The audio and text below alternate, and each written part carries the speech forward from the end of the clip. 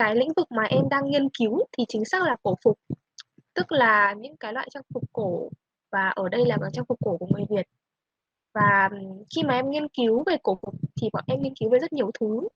nghiên cứu về trang phục, nghiên cứu về những cái phụ kiện đi kèm, nghiên cứu về mũ mão, nghiên cứu về quy chế, nghiên cứu về những cái yếu tố như kiểu là người mặc là ai, rồi là cái trang phục đấy sẽ có màu sắc như nào, những cái liên quan đến nó.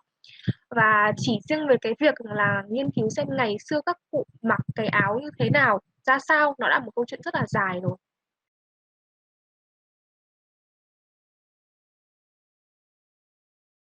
Thường thường thì mọi người rất là ưa chuộng những cái chất liệu vải như là đũi, linen hoặc là vải sa, vải organza. Nhưng mà gần đây hơn thì mọi người kiểu được nâng cao hơn về thẩm mỹ cũng như nhu cầu tiêu dùng. Thế nên là mọi người bắt đầu hướng đến những cái loại chất liệu cổ xưa và yêu cầu được phỏng dựng, được phục dựng những các loại chất liệu đấy và ứng dụng nó cho việc cổ phục để có thể khiến cho cái bộ cổ phục của mình nó hoàn thiện hơn.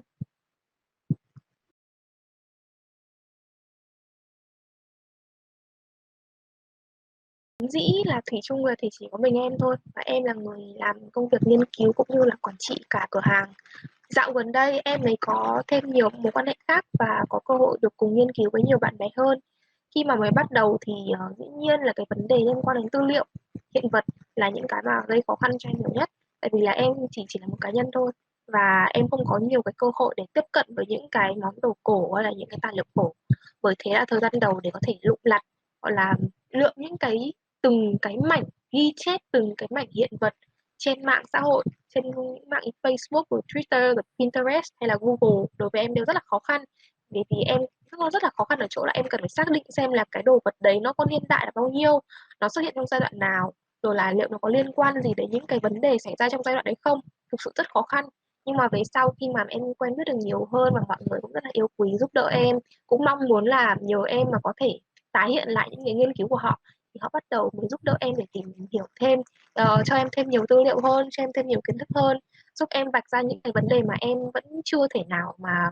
tìm hiểu hết được. Việt Nam mình có một cái thế mạnh, đấy là một cái thế mạnh gọi là lửa thử vàng đó, làm bởi vì là chúng ta không có cái gì cả, chúng ta đang bị mất rất nhiều, thất lạc rất nhiều. Thành ra là bản thân những cái người như chúng em, bọn em phải bắt buộc phải tự ép bản thân mình phải suy luận nhiều hơn, phải tìm tòi nhiều hơn, rất rất là nhiều so với cả các nước bạn khác. Bởi vì một đằng thì họ có những tư liệu ghi chép sẵn, còn bên mình thì lại chẳng có gì cả. Thành ra là muốn để tìm được cái gì đó liên hệ với cả những cái di sản của cha ông, bọn em buộc lòng phải nghiên cứu cả văn hóa của các quốc gia khác. Thành ra đó, cái lượng kiến thức mà vào trong đầu chúng em rất nhiều. Thế nhưng mà với những cái lượng kiến thức nhiều như thế vẫn chưa thể đủ để bọn em phục dụng tất cả lại được. Bởi vì là nói gì thì nói, đấy vẫn là giá trị của những quốc gia khác, không phải thực sự là giá trị của cha ông chúng ta.